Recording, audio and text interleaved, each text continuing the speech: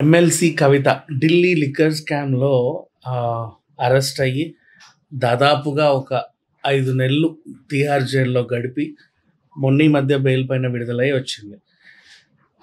మళ్ళీ ఎందుకు ఈవిడ గురించి టాపిక్ అనుకుంటే అసలు విషయం ఏం లేదు. ఆవిడ వచ్చినప్పటి నుంచి ఎర్రవెల్లి ఫార్మ్ హౌస్‌లోనే ఉంటూ బయటెక్కడ కనబడట్ల. ఆఫ్‌కోర్స్ కనబడరులే ఇలాంటి వాళ్ళు. ఎందుకంటే ఒక నేరం చేసి వచ్చిన వాళ్ళు పోలీసులు హైదరాబాద్‌కొచ్చి ఈడ్చుకెళ్ళిన తర్వాత మళ్ళీ బెయిల్ పైన వచ్చిన వాళ్ళు బేసిక్‌గా అంటే అంత ఈజీగా అయితే బయట తిరగరు. సో, ఈవిడ కూడా అంతే. తన ప్రాబ్లమ్ మనం అర్థం చేసుకోవచ్చు. ప్రాబ్లమ్ ఇగ అది ఎవరి పర్సనల్ వాళ్ళది. ఇక అసలు విషయానికొస్తే ఇప్పుడెందుకు ఈవిడ బయటకొచ్చింది అంటే, గచ్చిబౌలిలోని ఏఐజీ హాస్పిటల్స్‌లో నిన్న ఆవిడ చికిత్స కోసం వెళ్లారు. దేనికి అంటే జైల్‌లో ఉన్నప్పుడు కూడా తను తీవ్రమైన అనారోగ్య సమస్యలతో బాధపడినట్టు, ఈవెన్ కొన్ని గైనిక్ సమస్యలతో బాధపడినట్టుగా చాలా వరకు వార్తలొచ్చాయి. అప్పుడు ఢిల్లీలో ఉన్నటువంటి ఎయిమ్స్‌కి తీసుకెళ్లారు. అక్కడ చికిత్స పొంది మళ్ళీ జైలుకి తీసుకెళ్ళడం జరిగింది. బట్ ఏదేమైనా మొత్తం ఒకసారి టాప్ టు బాటమ్ అంటే మనం ఆరోగ్యంగా ఉన్నామా లేదా? ఏమైనా చిల్లా చితక అవి ఇవి ఉంటాయి గదా! ఎవరికైనా సరే ప్రాబ్లమ్స్. కొంచెం కుదుట పడట్లేదు అనుకోని కొంచెం చెకప్ కోసం అయితే వెళ్లారు. అంటే చాలామంది కంగారు పడ్డారు. ఏమైందో ఏమైందో అని. ఏం కంగారు పడాల్సిన అవసరం లేదు. అసలు విషయంలోకెళ్తే ఈవిడ యాక్చువల్‌గా కేజ్రీవాల్‌ని ఎందుకు అరెస్ట్ చేశారో తెలుసా? 10 సార్లు ఎళ్లి తలుపు కొడితే తీయలా ఆయన. ఎందుకు తీయట్లేదు అని జెప్పేసి ఎళ్లి తీసుకొచ్చి జైల్‌లో పెట్టారు. అంతే. అంతకుమించి ఏం లేదు. అంటే సమన్లు పంపించిన ప్రతిసారి తను కోర్ట్‌కి అటెండ్ అవ్వడం కానీ, ఆన్సర్ ఇవ్వడం కానీ, అట్‌లీస్ట్ పోలీస్ స్టేషన్‌కొచ్చి సంతకం పెట్టడం ఏమీ చేయలా. అందుకని చెప్పేసి అంటే అట్‌లీస్ట్ వాళ్ళ లాయర్‌తోనైనా సరే ఒక నోటీస్ పంపడం ఇట్లాంటివి ఏం చేయలేదు. తను పట్టించుకోలేదని మాత్రమే తనని తీసుకెళ్ళి జైల్‌లో ఏశారు. అంతకుమించి వేరే విషయం ఏం లేదు. కానీ కవిత గారిని ఎందుకు అరెస్ట్ చేశారు? అంటే ఆవిడ నేరం చేసింది అని వాళ్ళకి బాగా గట్టిగా నమ్మారు కాబట్టి తీసుకెళ్లారు. తీసుకెళ్ళడం కాదు ఈడ్చుకెళ్లారు. సో, ఈ విషయం పక్కన పెడితే ఇప్పుడెందుకు ఆ టాపిక్ అంటే అక్కడి నుంచి వచ్చిన తర్వాత ఈవిడకి వచ్చింది షరతులతో కూడినటువంటి బెయిల్. షరతులతో కూడినటువంటి బెయిల్ ఏంటి? వారానికోసారి వచ్చి సంతకం చేయాలి. అప్పుడు వాళ్ళకి పిలిచినప్పుడల్లా రావాలి. అంటే వారానికోసారి ఇది రెగ్యులర్ ప్రాసెస్ అనుకుందాం. ఆ తర్వాత కూడా ఎప్పుడైనా వాళ్ళకేదైనా డౌటొచ్చి ఇంకేదైనా ఉంటే పిలిచినప్పుడల్లా రావాలి. లేదా వాళ్ళైనా సరే వచ్చి చిల్లా చితకా ఎంక్వైరీలు గట్రా చేసుకొని ఎళ్ళిపోతారు. సో, ఇప్పుడు కేజ్రీవాల్‌కొచ్చిన సమస్యే కవితకి రాబోతుంది అని చెప్పి ఇంకో వార్త. అంటే ఈవిడ వెళ్ళట్ల. హాజరు కావట్ల. షరతులతో కూడినటువంటి బెయిల్ ఏదైతే ఉందో ఆమె పాటించట్లేదు. సో, ఇప్పుడు దానికంటూ వీళ్ళు లాయర్‌లు జనరల్‌గా ఏం చెప్తారు? అనారోగ్య సమస్యలతో బాధపడుతుందండి. అందుకే రాలేకపోతుంది అని చెప్పాలి. సో, దానికోసం అని చెప్పేసి ఏఐజీ హాస్పిటల్స్‌కి వెళ్ళడం. ఆవిడ అంటే చిన్న చితక ప్రాబ్లమ్స్ ఏమీ లేవని అనకూడదు. ఎంత కాదనుకున్నా లేడీస్‌కి కొంచెం ఆ ఏజ్‌లో ఉన్న వాళ్ళకి, పైగా జైలు నుంచి విడుదలైన వాళ్ళకి చిల్లా చితక ప్రాబ్లమ్స్ ఉంటాయి. దాన్ని చాలా పెద్ద ప్రాబ్లమ్‌లాగా క్రియేట్ చేసి చూపించి ఈడీకి మొన్న అరెస్ట్ చేసిన సీబీఐ వాళ్ళకి ఆ కాపీలు ఇస్తారనమాట. ఇందుకు మేము రావట్లేదు మీ దగ్గరికి ఆన్సర్ చేయడానికి అని.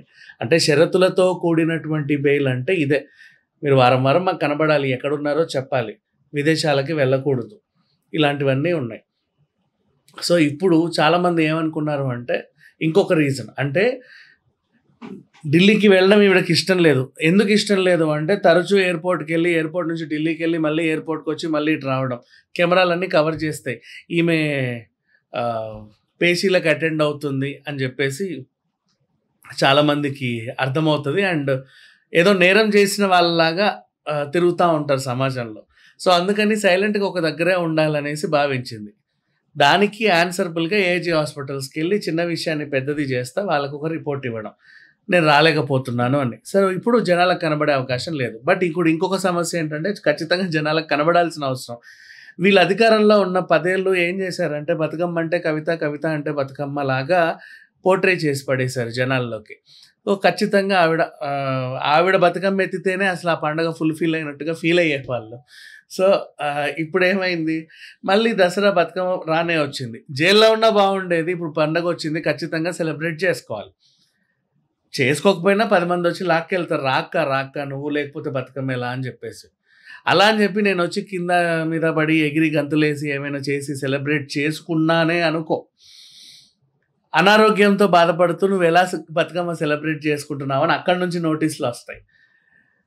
సో, ఈ బతుకమ్మ పండగ గూడా జరుపుకోవడానికి లేదు. అలా అని జనాల్లో కనబడాలన్న ఉత్సాహం గూడా ఈవిడకి లేదనమాట బేసికల్లీ. అంటే చూసావా ఇన్ని కేసులున్నా సరే సంతోషంగా ఎలా గెంతుతుందో అంటారు. అందుకని జెప్పేసి అన్ని సమాధానాలకి అంటే అందరి నోళ్ళు మూయించడానికి ఒకే ఒక రీజన్ ఉంటది. గప్‌చుప్‌గా ఉండాలంటే ఒక మెడికల్ రిపోర్ట్. సో, అందుకని జెప్పేసి గచ్చిబౌలిలోని ఏఐజీ హాస్పిటల్‌లో చేరడం జరిగింది. ఇకపోతే జైల్‌లో ఆడవాళ్ళ పరిస్థితి గురించి మాట్లాడుకుంటే నిజంగానే అఫ్‌కోర్స్ జైలు నుంచి విడుదలైన తర్వాత చాలామందికి గైనిక్ అని, స్కిన్‌కి సంబంధించిన, హెయిర్‌కి సంబంధించిన, ఫుడ్‌కి సంబంధించిన ప్రాబ్లమ్స్ ఉంటాయి. అంటే అక్కడ సమ్‌టైమ్స్ బేర్ ఫుట్‌తోనే నడవాల్సి ఉంటది. ఇంట్లో ఎప్పుడూ చెప్పులేసుకొని తిరిగే అలవాటున్న వాళ్ళు అక్కడ అంత ఇదిగా ఉండలేరు. అలా అని జెప్పేసి ఆ క్రాక్స్‌ని కంట్రోల్ జేసుకోవడానికి వాళ్ళ దగ్గర ప్రికాషన్స్ గూడా ఏం ఉండవు. ఖచ్చితంగా అనుభవించాలి కొన్ని. అండ్ నెక్స్ట్ అలాగే స్కిన్ ప్రాబ్లమ్స్. ఇప్పుడు హెయిర్ అండ్ స్కిన్ ఏంటంటే మనం ఇంట్లో ఉన్నప్పుడు ఏంటి బోలెడన్ని వాడతారు. ఇప్పుడు హెయిర్‌కైనా సరే మెయింటైన్ చేసే వాళ్ళ గురించి మాట్లాడుకుంటే షాంపూ పెట్టిన తర్వాత కండిషనింగ్ అట్లా వారానికి ఒకటో, రెండో సార్లు హెయిర్ మాస్క్ వేసుకోవడం, అప్పుడప్పుడు హెయిర్ స్పాకి వెళ్ళడం ఇలాంటివన్నీ ఉంటాయి. కలర్ యేసుకునే వాళ్ళు వాళ్ళది వేరే మెయింటెనెన్స్. అండ్ స్ట్రెయిట్నింగ్ చేసుకునే వాళ్ళు వాళ్ళది వేరే మెయింటెనెన్స్. ఇలా ఉంటది బేసికల్లీ లేడీస్‌కి. అండ్ అలాగే స్కిన్ విషయానికొస్తే రెగ్యులర్‌గా డైలీ రొటీన్ ఫాలో అయ్యేవాళ్ళు ఉంటారు. ఫేస్ వాష్, తర్వాత అప్పుడప్పుడు ఎక్స్‌ఫోలియేటర్ అండ్ అలాగే ఎసెన్స్ సీరమ్ అండ్ తర్వాత దాని ముందు కొంతమంది ఎసెన్స్ అంటే ఎసెన్స్, టోనర్ అంటే టోనర్ వాడతారు. ఆ తర్వాత సీరమ్ నుంచి day cream, night cream, sunscreen ఇలాంటివన్నీ ఉంటాయి. వారానికి ఒకటో, రెండో సార్లు మాస్కులు, అప్పుడప్పుడు పార్లర్స్. సో, ఇవన్నిటికి అండ్ బాడీ వాష్, ఫేస్ వాషే వాడతారు ఖచ్చితంగా. ఇప్పుడిక్కడ మ్యాటర్ ఏంటి? అక్కడ జైల్‌లో ఏ సబ్బు దొరికితే ఆ సబ్బే వీళ్ళు వాడాలి. లేదు మా ఇంట్లో నేను ఇదే వాడతానంటే కుదరదు. అక్కడ ఏ షాంపూ ఇస్తే ఆ షాంపూయే వాడుకోవాలి. నాకు ఇంట్లో ఇదే వాడతానంటే కుదరదు. అవి పడొచ్చు, పడకపోవచ్చు. సుదీర్ఘంగా 5 నెలలు వాడారు గాబట్టి స్కిన్‌కి సంబంధించిన, హెయిర్‌కి సంబంధించిన ప్రాబ్లమ్స్ ఉంటాయి. ఇప్పుడు ముఖ్యంగా లేడీస్ విషయానికొస్తే గైనిక్ ప్రాబ్లమ్స్ ఉంటాయి. జైల్‌లో అంత ఈజీగా శానిటరీ ప్యాడ్స్ దొరకవు చాలా మందికి. దొరికినా very rare cases. So, and ఆ బాత్రూమ్‌లు గూడా చాలా చిన్నగా ఉంటాయి. జెంట్స్ అంటే టీ షర్టో, ప్యాంటో లకలకా యేసేసుకొని ఎళ్ళిపోతారు. కానీ లేడీస్ అలా కాదు. వాళ్ళు చాలా ఉంటాయి. అలా అని జెప్పేసి అది సరిపోదు వాళ్ళకి. అట్లా కొన్ని చిన్న చిన్న సమస్యలు గూడా వస్తా ఉంటాయి. వాటన్నిటికి విడుదలైన తర్వాతే ఇలాంటి అంటే బాగా ఉన్నవాళ్ళు మంచి హాస్పిటల్‌కెళ్తారు. కొంచెం ఏమీ లేని వాళ్ళైనా సరే చిల్లాచితక క్లినిక్స్‌కెళ్ళి ఏదైనా ప్రాబ్లమ్స్ ఉంటే సెట్ చేసుకుంటారు. సో, అలా కవిత గారికొచ్చింది రెగ్యులర్ జెన్యూన్ ప్రాబ్లమే. తనకి బాడీ పెయిన్స్ ఉన్నా, బీపీ, షుగర్ లాంటివి ఏమైనా ఉన్నా, ఇంటర్నల్ ఆర్ ఎక్స్‌టర్నల్ ప్రాబ్లమ్స్ ఏమైనా ఉంటే జెన్యూనే. కాకపోతే ఏంటంటే మరీ పేసీలకు అటెండ్ కానంత పెద్ద ప్రాబ్లమ్స్ అయితే కాదు. అలానే బతుకమ్మ సెలబ్రేట్ చేసుకోలేనంత పెద్ద ప్రాబ్లమ్ అయితే కాదు. సో, ఆహ్, అవమానంగా ఫీల్ అవుతుంది. కొంచెం నామూషీగా ఫీల్ అవుతుంది. ఆ ఎయిర్‌పోర్ట్‌కెళ్ళి, అక్కడికెళ్ళి కనబడి సార్ నేను అటెండ్ అయ్యాను అని చెప్పేసి సంతకం చేసి మళ్ళీ రావడానికి ఒక ఖైదీలాగా ఫీల్ అయ్యి చాలామంది ఏం చేస్తారంటే లాయర్స్ చేత సమాధానాలు పంపిస్తారు. రాలేకపోతున్నాను అని. రాలేకపోతున్నాను అనడానికి ఇలాంటి రిపోర్ట్‌లు కొంచెం ఉపయోగపడతాయి. సో, ఇది ఓవరాల్‌గా ఏఐజీ హాస్పిటల్‌లో కవిత గారికి సంబంధించినటువంటి వార్త. అండ్ ఇకపోతే ఆవిడని మళ్ళీ అరెస్ట్ చేసే అవకాశాలున్నాయంటే ఆబ్వియస్‌లీ ఉంటాయి. ఎందుకంటే సమన్స్ ఇచ్చినప్పుడు రానందుకే కేజ్రీవాల్ గారిని తీసుకెళ్లారు. ఇప్పుడు షరతులతో కూడినటువంటి బెయిల్‌లో కూడా నువ్వు సరిగ్గా అటెండ్ కాకపోతే ఏదో చేస్తున్నారు వీళ్ళు అని చెప్పి మళ్ళీ అరెస్ట్ చేసే అవకాశం అయితే ఉంది. పొర్రపాటున విదేశాలకు గనక వెళ్తున్నామని తెలిస్తే మళ్ళీ తీసుకెళ్ళి లోపలేస్తారు. సో, ఇలాంటి సమస్యలుంటాయి. అండ్ అంతేకాకుండా ఆహ్, ఇప్పుడు ఈ కేసులో కీలకమైనటువంటి సుకేష్ తను ప్రత్యక్ష సాక్షిగా ఉన్నాడు. ఇలాంటి వాళ్ళేదైనా ఆధారాలు సబ్మిట్ చేసినా, ఇంకేమైనా క్రిటికల్ ఎవిడెన్స్‌లు ఈడీకి గాని, సీబీఐకి గాని దొరికినా ఖచ్చితంగా ఈవిడ మళ్ళీ అరెస్ట్ అయ్యే అవకాశం అయితే ఉంటది. Thank you so much.